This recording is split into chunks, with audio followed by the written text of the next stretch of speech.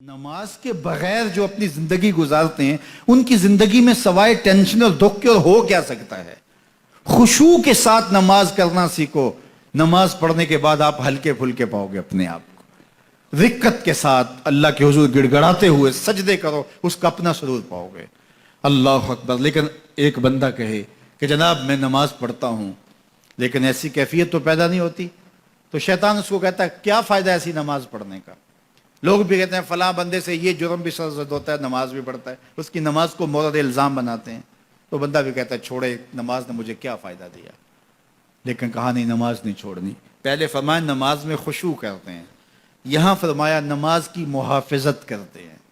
اگر کسی وجہ سے خشوع پیدا نہیں ہوتا چھوڑتے پھر بھی نہیں ہے. یہ اللہ کا فریضہ ہے. محدث کچھوچوی علیہ رحمہ سے ان کے ایک مرید نے کہا حضرت نماز پڑھتا ہوں لطف نہیں آتا, مزہ نہیں آتا. تو آپ نے حیرت سے کہا کہ اس کے باوجود پڑھتے تو ہو؟ کہا جی وہ تو اللہ کا حکم ہے, وہ تو پڑھتا ہوں. تو محدث کچھوچوی علیہ رحمہ جھومنے لگے, کہا واہ واہ تم لطف کے بندے نہیں اللہ کے بندے ہو. تمہیں سرور نہیں آتا پھر بھی پڑھتے ہو, اس کا مطلب ہے تم سرور کے لیے, مزے کے لیے, لطف کے لیے نہیں پڑھتے, تم تو اللہ کے لیے پڑھتے ہو. اللہ اکبر. تو بندہ سرور نہیں بھی آ رہا پھر بھی اپنے آپ کو کھینچ کے لا رہا ہے مسجد کے اندر.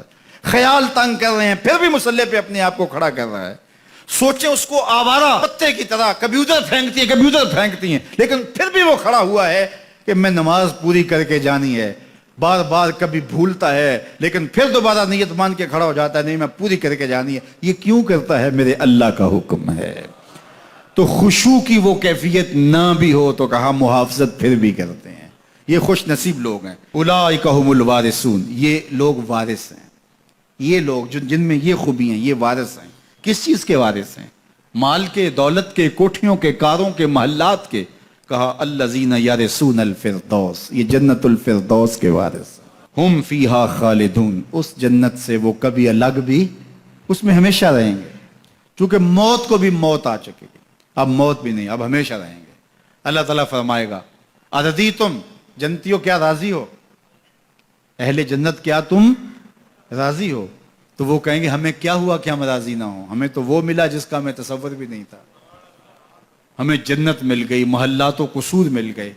جو سب سے آخر میں جنت میں جائے گا, سب سے آخر میں, جس کو ہماری پنجابی میں پھاڑا کہتے ہیں, سب سے آخر میں, اس کو جنت میں کتنی جگہ ملے گی؟ جو بندہ سب سے آخر میں آتا اس کو دھوپ میں جگہ ملتی ہے, جو اس سے تھوڑا سا پہلے آگا اس کو برآمدے میں ملی, جو اس سے پہلے آیا اس کو اندر جگہ ملی. ایسے ہی ہوتا ہے. تو جو سب سے آخر میں جائے گا جنت میں تو وہ سب سے بڑا گنہگار ہوگا, اور جہنم کے رگڑے سہ سہ کے وہ جہنم سے نکلے گا سب سے آخر میں. بخاری شریف میں تذکرہ موجود ہے. اللہ کے حضور حاضر ہوگا اور اللہ اس بندے کو کہے گا بتا کیا چاہیے. وہ کہے گا مالک مجھے یہ چاہیے. اللہ فرمائے گا لکا ما تمنیت, جو تو نے آرزو کی جات سب کچھ میں نے تیری جھولی میں ڈال دیا. اب جنت میں چلا جائے گا. اب اس کو تو یہ ہوگا سایہ دیوار میں جگہ مل جائے تو غنیمت ہے. جنت کے کسی درخت کے نیچے جھونپڑا لگا لوں تو کافی ہے. چلو کوئی 2 مرلے کا 3 مرلے کا کٹھیا بھی مل جائے تو کافی ہے. اس کے لیے تو اتنا ہی کافی کہ جہنم سے نکل گیا. لیکن اس کو کہا جائے گا جا جنت میں چلا جا, اور تیرے لیے جنت میں دنیا سے 10 گنا جگہ ہے. دنیا سے, بخاری کی روایت, 10 گنا جگہ. یہ 7 بر اعظم پہ پھیلا ہوا جہاں, اور اس کو 10 سے ضرب دیں, اتنی جگہ اس کی ہے جو سب سے آخر میں جائے گا. جب اللہ یہ فرمائے گا تو وہ کہے گا اتسخر وانت الملک, میرے رب تو مجھے رب ہو کے مذاق کر رہا ہے, مالک ہو کے مجھ سے مذاق کر رہا ہے, بادشاہ ہو کے مجھ سے مذاق کر رہا ہے. اس کو لگے گا ہی نہیں کہ مجھ کو, میں ساری زندگی پاپ کرنے والا لیکن ایمان کا چراغاں تو اندر تھا. اللہ اکبر. آج نکلے گا تو جنت میں سب سے آخر جانے والے شخص کو کتنی جگہ ملے گی؟ دنیا سے 10 گنا جگہ دنیا سے سب سے آخری شخص کو, پھاٹے شخص کو ملے گی. پھر بلال حبشی کی جاگیروں کا عالم کیا ہوگا؟ ابو بکر و عمر کی جاگیروں کا عالم کیا ہوگا؟ بابا فرید گنج شکر, داتا گنج بخش علی اجویری, شیخ احمد مجدد الف ثانی کی جاگیروں کا عالم کیا ہوگا؟ مالک کے حضور جب بندہ عزت سے سر جھکا دیتا ہے اللہ کی رحمتیں بندے پہ نازل ہوتی ہے. ایک روایت میں آتا ہے جب بندہ نماز کے لیے کھڑا ہوتا ہے, ابھی اس نے سجدے میں جانا ہوتا ہے, ابھی وہ قیام ہی کرتا ہے, اللہ فرماتا ہے میرے بندے کے گناہ جو ہیں اس کے بدن سے نکال کے ایک سمت کر دو تاکہ میرا بندہ اس حالت کے اندر میرے حضور حاضر ہو کہ وہ گناہوں سے پاک اور صاف ہو۔ حضرت نبی رحمت صلی اللہ علیہ وآلہ وسلم فرماتے ہیں کہ پھر اس کے سارے گناہ اس کے بدن سے اتار کے ایک سمت رکھ دی جاتی اور بندہ مصلی پہ سبحان ربی العالی کے نغمے الاپتا ہے، رکوع کرتا ہے، سجدے کرتا ہے۔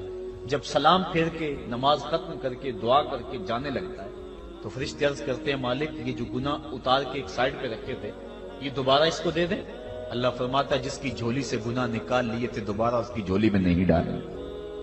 اللہ اکبر۔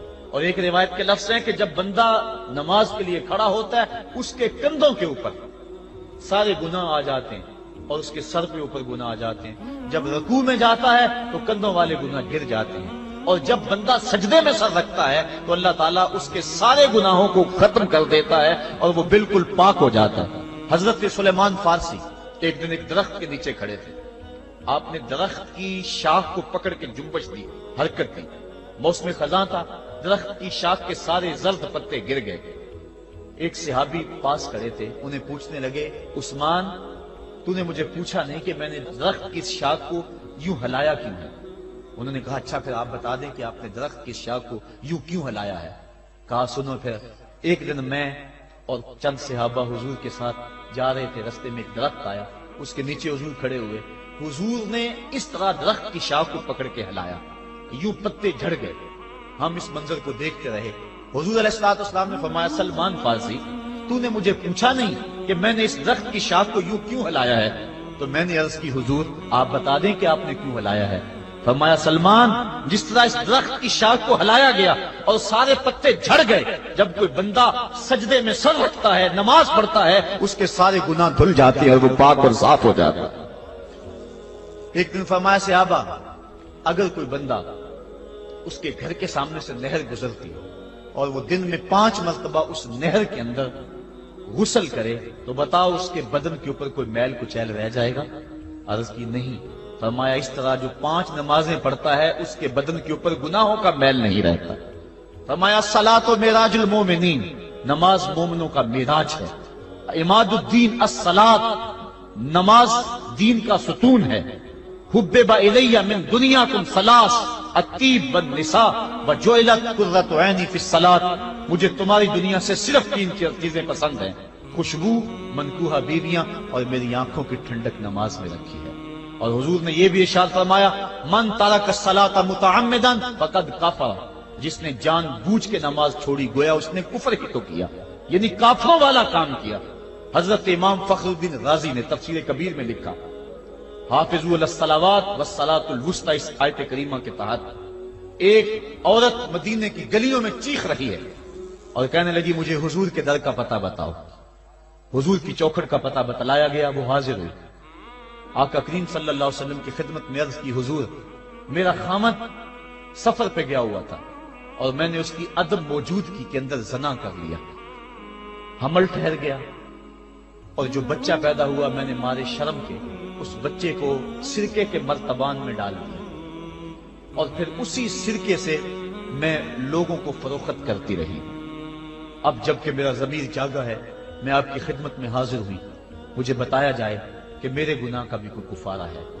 حضور نے ارشاد فرمایا جو تو نے زنا کیا ہے اس کی سزا رجم ہے کیونکہ تو شادی شدہ ہے، اور جو تو نے بچے کو قتل کیا ہے قتل کی سزا قتل ہے، اور جو تو نے سرکہ بیچا ہے فقد ارتکبت کبیرہ، تو نے کبیرہ گناہ کیا ہے، اس کی سزا تو قیامت کے دن پائے گی۔ اس کے بعد حضور فرمایا ان تینوں گناہوں کی یہ سزا ہے، لیکن جس طرح تو گھبرائی ہوئی آئی تھی میں تو یہ سمجھا تھا شاید تیری نماز اثر قضا ہو گئی ہے۔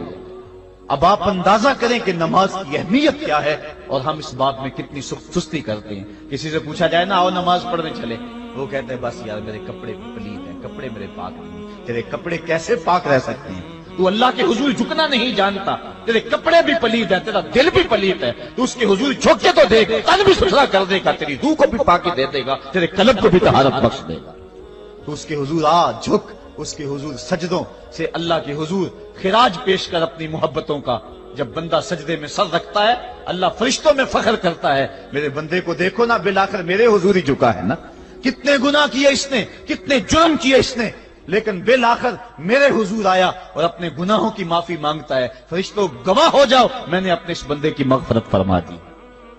تو اللہ کے حضور نماز پڑھنے والا، بلکہ ایک روایت مسند امام احمد بن حنبل میں موجود ہے، حضور فرمایا جب بندہ نماز کے ارادے کے لیے اٹھتا ہے اور وضو کرنے کے لیے جب پانی کا پہلا قطرہ چلو پہ لیتا ہے، جو ہی اس کے بدن سے وضو کا پانی چھوتا ہے، اللہ اس کے گناہوں کو معاف فرما دیتا ہے۔ جس نماز کے قصد کے لیے اٹھیں اور وضو کریں اور پانی چھوتے ہی گناہ معاف ہو جائیں، اگر اس نماز کا اعلیٰ درجہ سجدہ کر لیا جائے تو پھر مالک کی کتنی رحمتیں نازل ہوگی۔ یہ کتنی بڑی دولت ہے، یہ کتنا بڑا سرمایہ ہے جس سے ہم لوگ محروم رہ جاتے ہیں۔ آؤ اللہ کی رحمتیں